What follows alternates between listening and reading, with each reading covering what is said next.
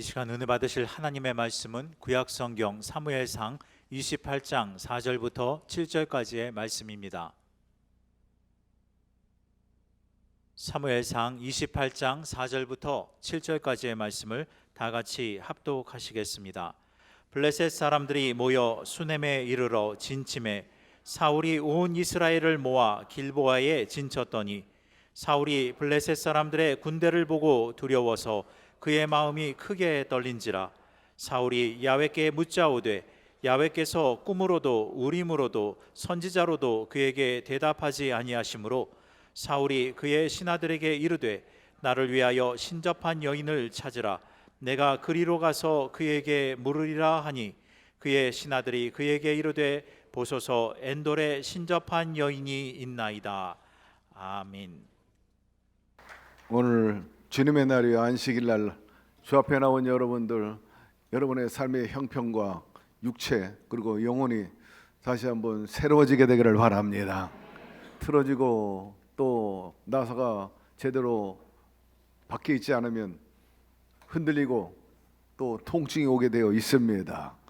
우리가 흔히 말한 대로 리셋하게 되기를 바라고 일본말로 우쭈카이 하게 되기를 바랍니다. 새로워지는 겁니다. 다시 한번 주님과의 관계 그리고 이웃과 그리고 삶 전반에 모든 것이 정상적이고 균형 잡혀 있게 되기를 바랍니다. 결코 통증이 없고 아픔이 없을 거예요. 다시 한번 영적으로나 또 육체도 그렇고요. 여러분의 생활에 주님 중심의 리셋이 있기를 주의 이름으로 축복합니다. 곁에 있는 분에게 얘기하세요. 주님이 계시기 때문에 문제 없습니다. 한 번 더, 문제 있어도 해결됩니다. 주님은 살아계시고 우리에 대한 관심과 사랑을 갖고 계시기 때문에 반드시 여러분 삶 속에 그 아픔과 탄식과 슬픔이 변하고 기쁨이 되고 노래가 되고 또 잔치가 벌어지게 될 줄로 믿습니다. 오늘 저는 본문을 중심으로 미신 신앙을 타파하라 이 같은 제목으로 함께 은혜 나누고자 합니다. 며칠 전 일이 있어서 홍대 앞을 지나가게 됐는데 깜짝 놀랐어요. 수많은 젊은이들의 인파를 보고 말입니다. 인산인해 우리 젊은이들뿐만 아니라 외국인 관광객들도 질비했습니다. 더더욱 깜짝 놀란 것은 사람 못지않게 점집이 왜 이렇게 많은지 말입니다. 타로 미래를 미리 점쳐버렸다. 막 질비하게 있는데 저 안에 보니까 전부 젊은이들이 앉아 있어요. 우리나라의 20대 젊은이들만 점을 쳐본 경험이 35%가 넘어가고 있다고 합니다. 제가 지난 봄에 미신 시장의 규모가 4조 원이라 그랬는데 최근에 통계해 보니까 6조 원이 됐어요. 놀랍게 그들 나름대로의 산업이 부흥되고 있는 거죠. 그러나 국가적으로 참으로 아주 부정적입니다. 특별히 이런 문화, 이런 현상을 부추기는 그런 기관이 있는데 방송들입니다. 방송들이 이 점쟁이들 불러놓고 무당들 불러놓고 예능 프로를 해 제끼는데 거기에 막 사람들이 재밌어가지고 심취돼서 특별히 SBS 방송 신들린 연애. 근데 연애는 연애인데 정상적인 사람이 아니라 무당끼리 불러가지고 서로 연애 운을 보고 말입니다. 연애 상대를 찾게 해주는 그런 프로그램이에요. MZ 세대 젊은 사람들 점술가 그런 점쟁이 8명이 출연해가지고 운명과 연애를 놓고 이 얘기하는 포맷인데 한마디로 점수를 소재로 한 예능 프로입니다. 또 있어요. 신발 토크쇼. 이름도 희한해. 귀신 이야기를 하는 겁니다. 점집 무속인들이 등장해가지고 기묘하고 듣기에도 오싹한 그런 사연들을 놓고 토크하는데 실제 무속 출연자들 패널들과 함께 다양한 자기들이 경험한 귀신 체험 얘기, 오싹한 얘기들을 나누는 그런 프로그램입니다. 여러분 보통 문제가 아니에요. 그런데 이것만 문제가 되는 게 아니라 오늘날 한국 교회 안에 이런 미신 신학이 싹트고 있다는 겁니다. 적지 않게 저변에 깔려 있는 것이 또한 큰 문제인 것입니다. 첫째로 겉보기엔 기독교적인 표현을 하지만 주술적인 행위를 하는 겁니다. 소위 예언하는 제단입니다. 예언의 은사를 받았다고 해가지고 사람들을 호기심 갖게 하고, 그리고 그들의 앞날을 점치는 거죠. 자녀, 진학, 사업, 그리고 정치에 성공하느냐, 결혼해야 되느냐, 말아야 되느냐, 이혼을 해야 되느냐, 그냥 살아야 되느냐, 등등 이런 주제를 가지고 예언하는 행위를 합니다. 놀랍게도 선거 때가 되면 제일 먼저 이 점치러 오는 사람, 또 예언하는 사람을 찾아오는 사람들이 바로 정치인들이라는 거예요. 그리고 이때 점을 치는데 그 복채도 상상을 초월한다는 거예요. 부르는 게 갑이라는 겁니다. 한국 교회 안에 은근히 자리 잡은 이 같은 미신적 신앙은 이게 단순히 개인의 문제가 아닙니다. 공동체, 건강한 교회에도 영향을 주고 신앙의 본질에 지대한 부정적인 영향 미치고 있다는 겁니다. 미신신앙, 겉으로는 기독교적인 표현들을 많이 하죠. 그러나 성경적인 그런 하나님 중심주의보다는 주술적인, 그리고 여러 가지 비합리적인 그러한 비진리 안에서 이런 상황이 벌어지고 있다는 것. 병을 고친다. 병 고치려면 40일 기도해라. 그 병이 안 났어. 아무런 반응이 없어요. 그러니까 기도 효험이 떨어졌다. 기도 더해. 100일 기도해라. 여러분, 이런 100일 기도 같은 거는 성경적이지도 않아요. 기도가 부족하면 계속해서 가스라이팅 하듯이 계속 압박하고 나중에는 끌려갈 수밖에 없는, 예수 무당이 판치고 예수 점쟁이들이 판을 치고 있어요. 여러분, 깨어있게 되기를 바랍니다. 영 분별하게 되기를 바라고, 누가 그런데 효임이 있다고 호기심 가지고 따라다니지 말게 되기를 바랍니다. 왜냐하면 성경에 하나님께서 굉장히 싫어하시고 그 결과들은 다 참혹합니다. 대표적으로 두 번째로 사울왕이 점친 그 결과를 보면 잘 알 수 있어요. 오늘 본문에 보니까 엔돌의 신접한 여인, 그 여인을 사울왕이 찾아간 겁니다. 블레셋이 침공해 오자 다급해지고 또 두려웠던 사울왕이 지푸라기라도 짓겠다고 신접한 그 점을 치는 무당에게 찾아간 거죠. 그 이유는 사울왕이 하나님을 신봉한 사람이었지만은 이럴 때 하나님께 구하고 하나님을 찾는 것이 인지상정입니다. 그래서 사울왕도 하나님을 찾아요. 야훼 하나님, 야훼 하나님, 우리의 보호자요, 구원의 뿌리요, 대장간이요, 전쟁은 야훼께 속해 있으니 주여 우리를 굽어 살펴 주시옵소서. 그런데 응답이 없어요. 하나님을 찾고 부르짖어도 반응이 없으신 거예요. 오늘 본문에 보니까 꿈으로도 하나님이 안 나타나고, 우림을 통해서도 역사가 없고, 선지자를 통해서도 메시지가 없다. 마이 동풍. 블레셋 사람이 모여 수넴에 이르러 진침해 사울이 온 이스라엘을 모아 길라에서 진쳤더니 사울이 블레셋 사람들의 군대를 보고 두려워서 그 마음이 크게 떨린지라. 사울이 야훼께 묻자오되 야훼께서 꿈으로도 우림으로도 선지자로도 그에게 대답하지 아니하시므로. 이 현상을 어떻게 표현합니까? 잘 통하던 사람이 안 통하는 거예요. 불통한 거예요. 커뮤니케이션이 끝나버린 겁니다. 사랑하는 성도 여러분, 주님과의 관계가 항상 잘 통하게 되기를 바랍니다. 잘 통할 때 통증이 없어요. 안 통하면 이게 아파. 통증이 오게 되어 있습니다. 형통의 역사라. 그는 그 근원이 하나님으로부터 나오게 되기 때문에 하나님은 복의 근원이십니다. 그분과 불통하면 어떻게 되겠어요? 통증이 올 수밖에 없는 거죠. 그래서 이 사울왕이 신접한 여인을 찾아가 가지고 한마디로 말해서 이제 표현은 하지 않았지만 하나님이 나에게 응답이 없으니까 아쉬운 대로 하나님의 선지자 사무엘을 불러달라는 거예요. 사무엘을 불러달라고. 아니 사무엘이 이미 죽은 지 오래돼 가지고, 그런데 사무엘을 불러달래요. 그런데 이 여인이 간청을 하니까 사무엘을 부릅니다. 사무엘 선지자요, 다시 우리에게 오십시오. 그리고 이 사울 왕이 대화하고 싶은데 대화해 주세요. 근데 놀랍게도 사무엘이 나타납니다. 그리고 사울 왕에 아주 책망을 하게 되죠. 너는 이미 하나님과의 관계가 끝났어. 왜 하나님을 찾는 거야? 너하고는 이제 끝났고, 심지어는 덧붙여서 하시는 말씀이 너는 하나님과 원수되었다, 이렇게 되죠.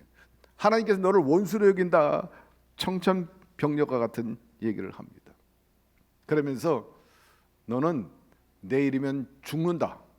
너만 죽는 게 아니라 너희 아들들 모조리 죽고 내가 사랑한 요나단도 죽는다. 그 말에 이 사람이 막 충격을 받고 고목 쓰러지지 쿵 하고 나가 자빠지는 겁니다.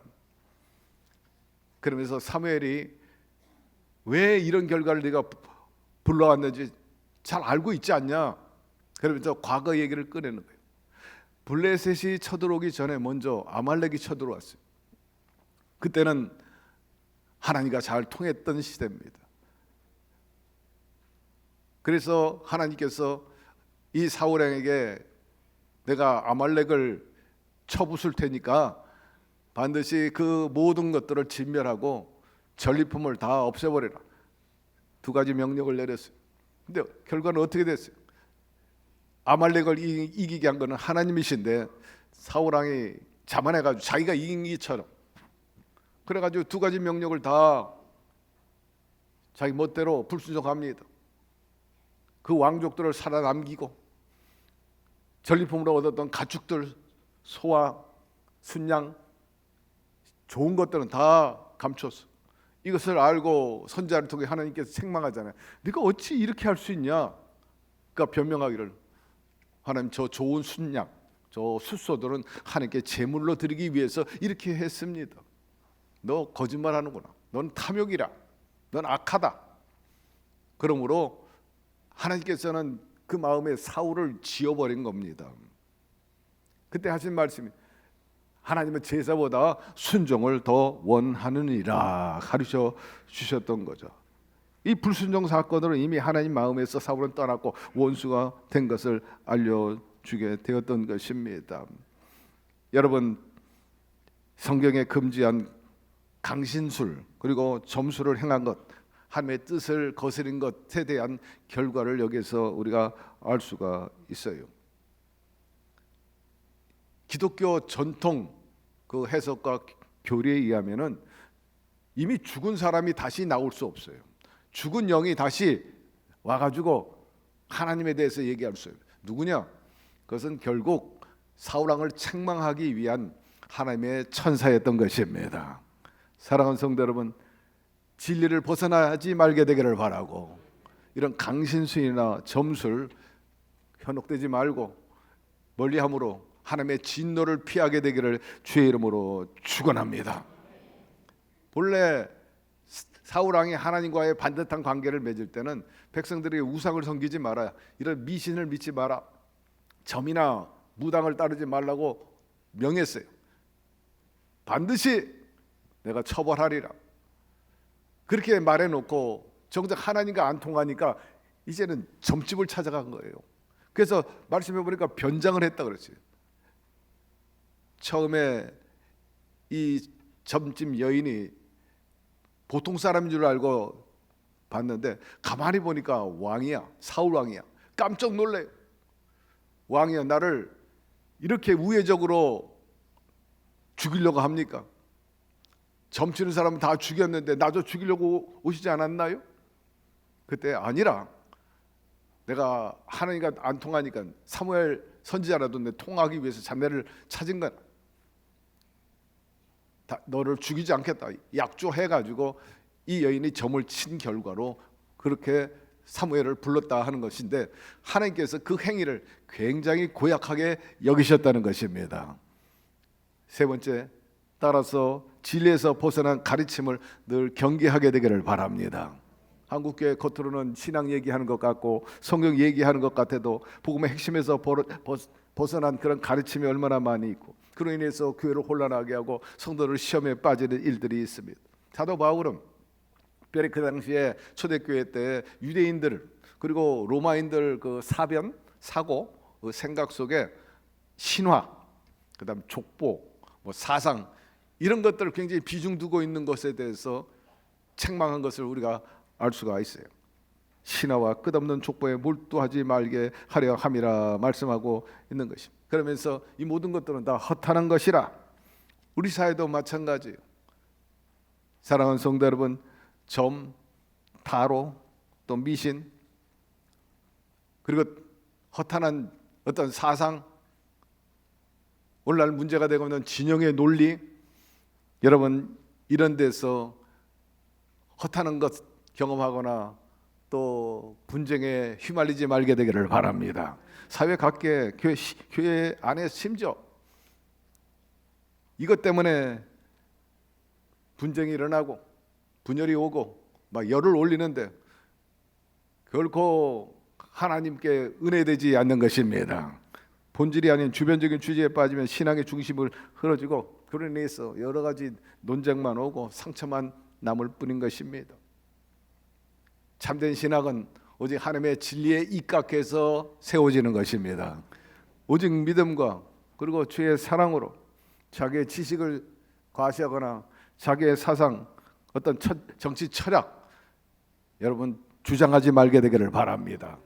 다 나름대로의 생각과 또 판단과 처지가 있는데 그걸 얘기한다고 해서 갈아타는 것도 아니고 변하지도 않아요. 여러분 나름대로 생각과 사상이 있다면 소신을 가지고 가면 되는 거고 그 결과를 감수하면 되는 거예요. 여러분 교회 안에서 사상 논쟁하지 말게 되기를 바랍니다. 적어도 건강한 지도자라면 여러분 복음의 순수성을 지켜가야 돼요. 교회의 사명과 본질을 여러분 지켜나가야 되고 그런 방향으로 이끌어가야 되는 것입니다. 당시에도 바울은 신화와 끝없는 족보에 몰두하지 말게 하려 함이라. 이런 것은 믿음 안에 있는 하나님의 경륜을 이름보다 도리어 변론을 내는 것이라. 그러므로 유대인들, 로마인들은 혈통, 계보 이런 걸 굉장히 중요해요. 누구의 자손이라, 뭐 아말렉, 누구누구의 스승의 제자라, 이런 것들을 성경에서 많이 보고 있는데 그런 거 너무 주장하지 말라는 거예요. 그리고 계파 따르지 말고 거기에 주장하지 말고 로마에 30만 귀신이 있는데 30만 신화가 있는데 그런데 관심을 두거나 또 따르지 말라 그렇게 가르치고 있는 것입니다. 이런 것들은 도리어 변론을 내는 것이라 말씀하고 있어요. 하나님의 경륜과 구원에 오히려 방해가 된다는 것을 여기서 얘기해 주고 있는 것입니다. 우리가 이런 논쟁에 빠지지 말고 이건 왜 그럴까? 이런 생각보다는 나는 어떻게 살아야 할까? 이런 데 관심을 두고 좀 더 건설적으로 여러분의 인생과 그리고 나라와 민족을 위해서 이바지하게 되기를 바랍니다. 생각은 많아. 그러나 열매는 없어. 아무 소용이 없는 일입니다. 헛된 신화, 족보, 불필요한 해석, 논쟁, 비생산적인 거예요. 열매 없는 사변, 사고는 신앙을 소모시킬 뿐만 아니라 교회를 죽이는 일인 것입니다.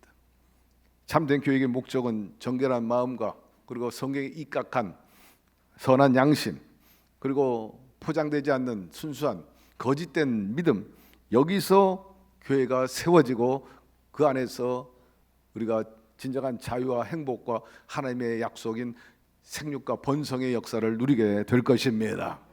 우리 모두가 그래야 돼요. 성경에 보니까 이런 데 빠져가지고 나쁜 결과를 가져온 그런 사례들이 몇 개 있는데 제가 언급을 하죠. 첫째로 므낫세 왕의 점술, 무당 행위에 대해서 성경은 아주 단호하게 철퇴를 내는 것을 볼 수 있어요. 므낫세는 그 아버지 히스기야의 훌륭한 신앙을 전수받아가지고 나라를 신앙과 또 전통에 따라 잘 계승 발전해야 되는데 전혀 엉뚱한 대로 흐른 것을 알 수 있어요. 므낫세가 야훼 보시기에 악을 행하여 야훼께서 이스라엘 자손 앞에서 쫓아내시 이방 사람의 가증한 일을 따라서 이미 히스기야 아버지가 다 청선했던 우상과 미신 산당 척결했는데 그걸 다시 불러들였어. 아들이 야훼 성전 두마당에 하늘의 일을 성신을 위하여 제단들을 쌓고 또 자기 아들을 불 가운데로 지나게 하며 점치며 사수를 행하며 신접한 자와 박수를 신음하여 야훼께서 보시기에 악을 많이 행하여 그 진노를 일으켰다. 하나님은 얼마나 우습게 여기면 이렇게 신접한 자들을 불러내. 그런 사람들과 정사를 논하고 나라를 이끌어가고 있다니 참으로 하나님 보시기에 악했던 거죠. 점술, 사술, 신접자, 박수 행함. 그 결과로 유다가 망하는 첩경이 되어버리고 맙니다. 내가 나의 기업에서 남은 자들을 버려 그들의 원수의 손에 넘긴 자 그들이 모든 원수에서 노략거리와 겁탈거리가 되리니 이는 애굽에서 나온 그의 조상 때부터 오늘까지 내가 보기에 악을 행하니 나의 진노를 일으켰음이니라 하더라. 므낫세가 유다에게 범죄하여 야훼께서 보시기에 악을 행한 것 외에도 또 무죄한 자의 피를 심히 많이 흘려 예루살렘 이 끝에서 저 끝까지 가득하게 하였더라. 참으로 안타까운 일이에요. 므낫세가 어렸을 때는 아버지 신앙을 잘 받은 듯 했는데 그 어머니가 이방 여인이었어요. 히스기야의 아내는 믿음이 참 좋았죠.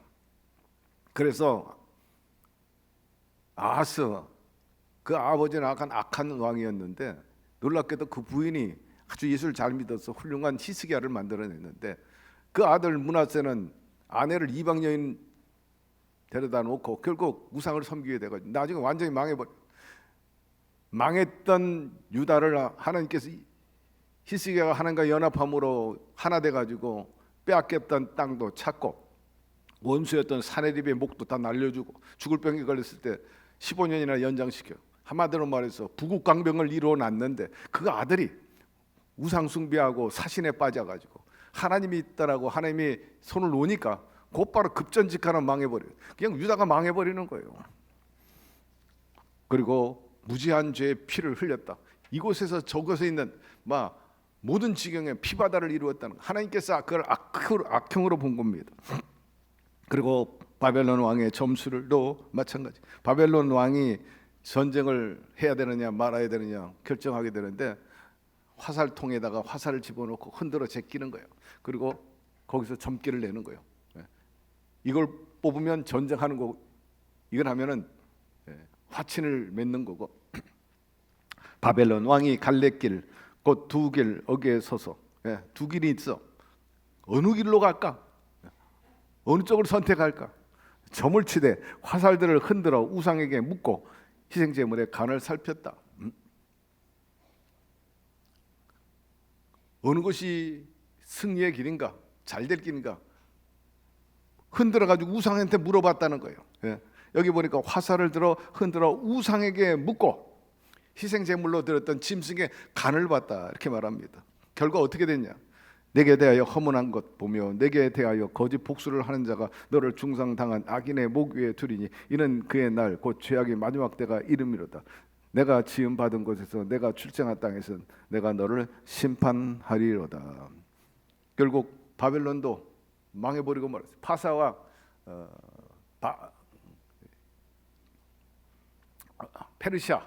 페르시아에게 멸망당하고 말했죠.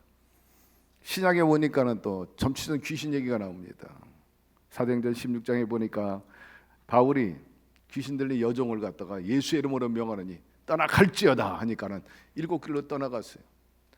사실은 이 점치는 여인은 돈 많은 사람들에 의해서 고용됐고요. 점칠 때마다 복채를 받는 거예요. 그래서 돈벌이가 굉장히 좋았는데 사도 바울이 이 여인에게 붙어있던 귀신을 쫓아냅니다. 파이돈이라는 이름을 가지고 있는데 떠나갈지어다 하니까는 이 귀신이 떠나갔어요. 그 여자가 제정신이 됐죠. 그 다음부터는 전개가 안 나오는 거예요. 그를 고용했던 돈 많은 부자들이 난리가 났죠. 바울 때문에 돈벌이가 끝나버린 거예요. 영혐이 끝나버린 거야. 그래서 바울을 고소하고 돌을 들고 치고 하는 일들이 벌어지는데 분명히 성경에는 점치는 것은 귀신의 역사라고 규정하고 있는 것입니다. 또한 마술사 시온에 대한 얘기가 나옵니다. 사마리아에서 마술로 사람들을 미혹했죠. 이 또한 하나님의 능력을, 바울이 병든 자를 고치고 귀신을 쫓아내는 것을 보고 야 하고 신통하구나, 하나님의 능력이 대단하구나. 이 마술사가 욕심이 생겼어요. 그 능력을 내가 좀 살 수 없겠느냐. 바울에게 돈을 주면서 그 능력을 나한테 팔라고 했죠. 그때 바울이 진노하면서 하나님의 능력을 돈 주고 사는 줄 아느냐, 너에게 붙어있는 귀신도 떠나갈지어다 쫓아냈어. 책망했습니다. 또 바의 예수에 대한 얘기가 나와요. 엘루마 점술과 거짓 선지자, 똑같은 사건입니다만은 바울이 책망할 때 이 바 예수의 눈이 앞이 안 보이니까 맹인이 돼버리는 엄청난 저주를 받게 됩니다. 오늘날 한국에서 이름이 알려져 있는 해오름 교회가 있는데 담임 목사님이 최낙중 목사님이십니다. 유명한 목사님인데 이분이 처음에 목회할 때 농촌 마을에서 교회를 했어요. 오늘날 같이 성탄절 시즌이 돼가지고 이제 새벽 기도를 돕니다. 또 새벽송을 돌아요. 새벽 기도 끝난 다음에 새벽송을 도는데 중학생들 몇 명 데리고 집집마다 방문하면서 성탄절을 알리지 않습니까?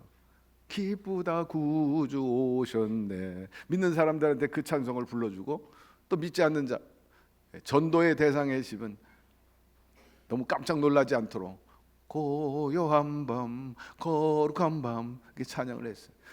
저희 젊은 시절에 그렇게 새벽송을 돌았어요. 그러면 믿음의 집에서는 이 새벽송 도는 걸 알고 다과를 준비해놔요. 선물로 주죠. 그러면 젊은 사람들은 그거 받는 또 재미도 있어가지고 그거 받아. 나중에 여러 집을 돌다 보면요, 뭐 리어카로 그냥 큰 과자를 가져와요.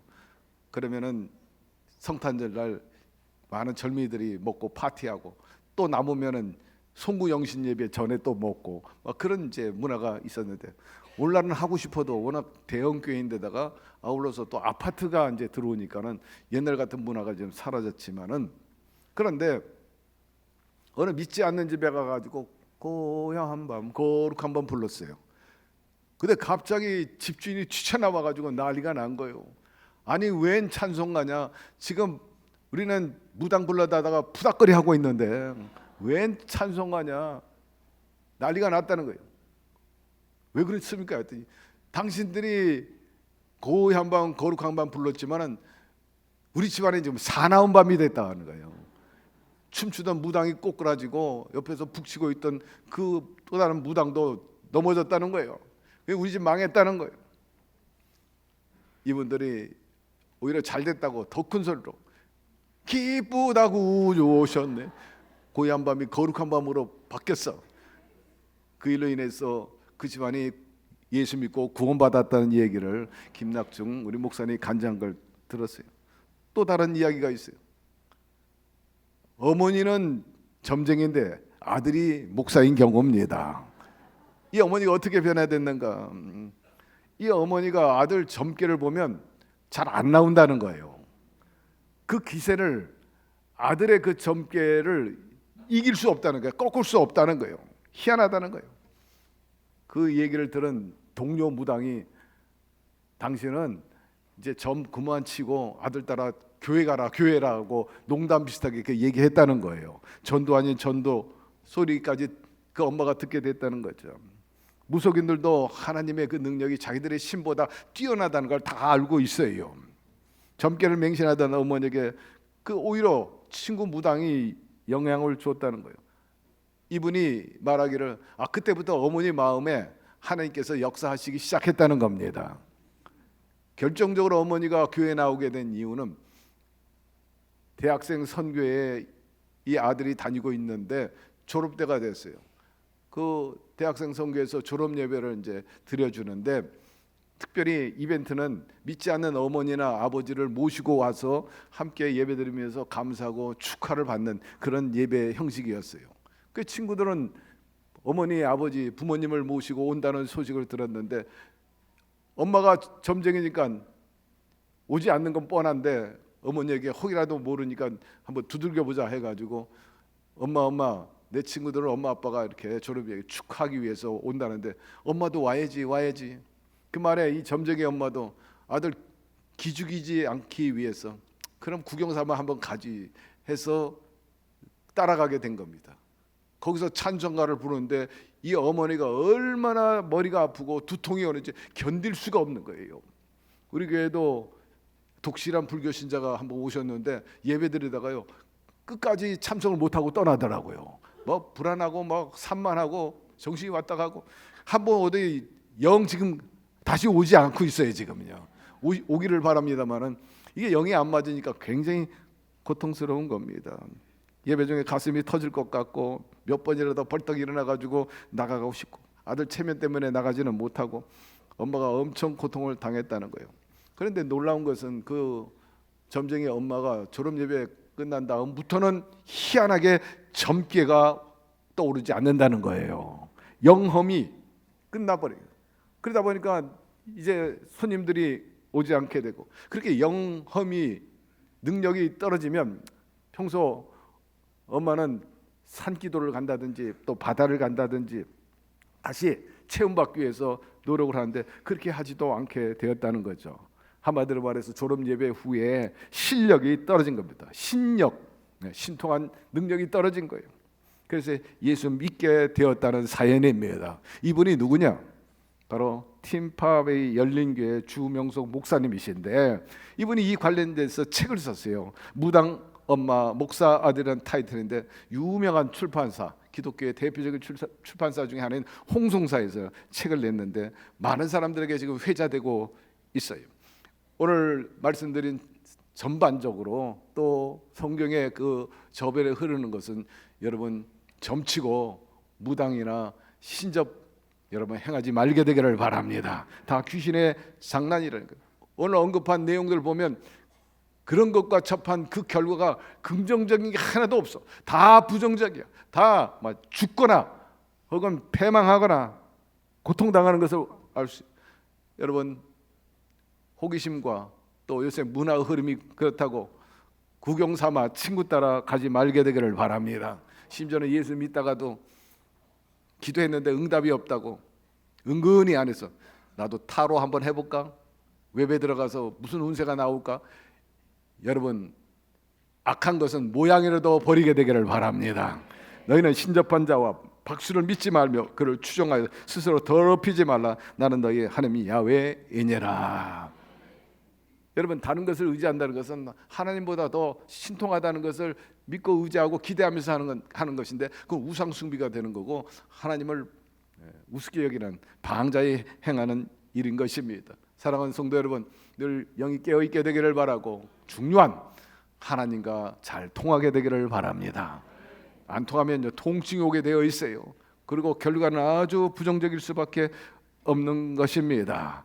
사랑하는 성도 여러분, 우리가 알게 모르게 그 미신의 신앙에 영향받지 말고 항상 깨어 있고 더 성령으로 의지하게 되기를 바랍니다. 주님께서 우리의 영을 바르게 기도해 주실 것이고 분별력을 허락하여 주심으로 인해서 여러분 삶에 화가 없이 평탄하고 항상 안정되고 정상적으로 통증이 없는 그런 삶을 살게 되기를 주의 이름으로 축원합니다.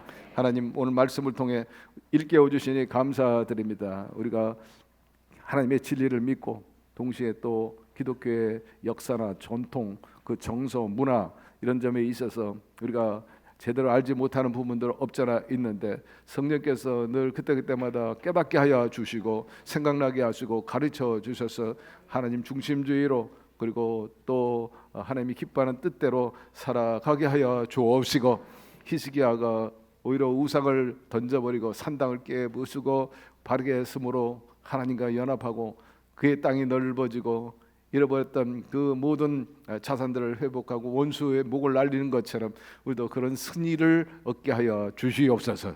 예수님의 이름으로 기도드리옵나이다. 아멘.